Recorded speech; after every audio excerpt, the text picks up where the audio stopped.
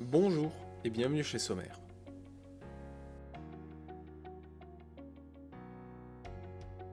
Tous les câblages, modifications de câblage, ouverture de l'armoire de commande ou toute autre modification sur l'automatisme doit être réalisée par un personnel qualifié possédant les habilitations électriques.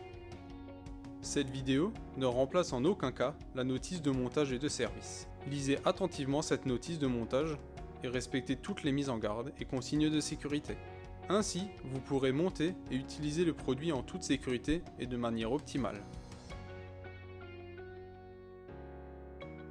Raccordez l'alimentation électrique 230 volts sur le bornier X1. Le feu orange se branche sur le bornier X2. La tension du feu doit être de 230 volts et la puissance maximale de 40 watts. Le moteur se branche sur le bornier X3. La puissance maximale du moteur est de 1000 watts. Les cellules se raccordent sur X4. Le contact de la 4 fils se branche entre signal et com. Les cellules 2 fils se branchent en dérivation entre signal et com. La barre palpeuse optique OSE ou résistive en 8K2 est à brancher sur le bornier X5. Les bornes IMP du bornier X6 permettent le raccordement d'un bouton poussoir externe. Les bornes ARS permettent le raccordement d'un contact de sécurité moteur. Les bornes stop permettent le raccordement d'un contact de sécurité externe ou un bouton stop.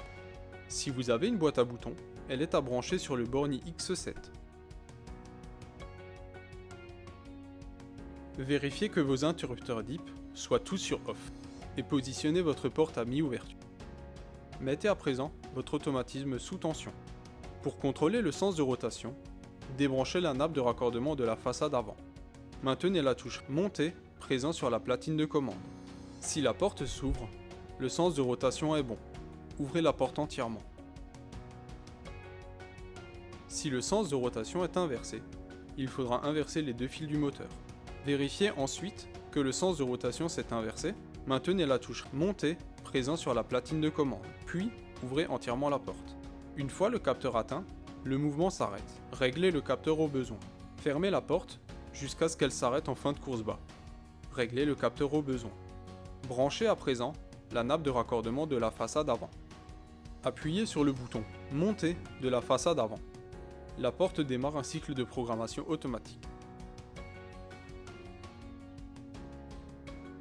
La programmation est terminée lorsque la porte ne bouge plus. Appuyez sur le bouton pour le sens inverse. Une fois que l'éclairage interne reste allumé, la programmation est terminée.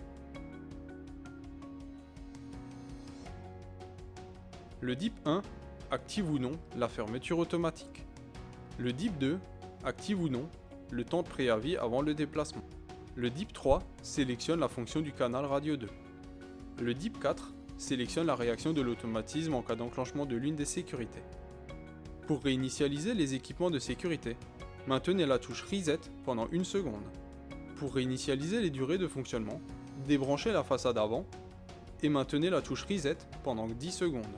Pour restaurer les réglages d'usine, débranchez la façade avant et maintenez la touche Reset pendant 15 secondes. Pour programmer une télécommande, appuyez une ou plusieurs fois sur la touche Radio. Les LED CH indiquent le canal radio sélectionné. Appuyez pendant 2 secondes sur le bouton de la télécommande. La LED du canal radio clignote, puis s'éteint.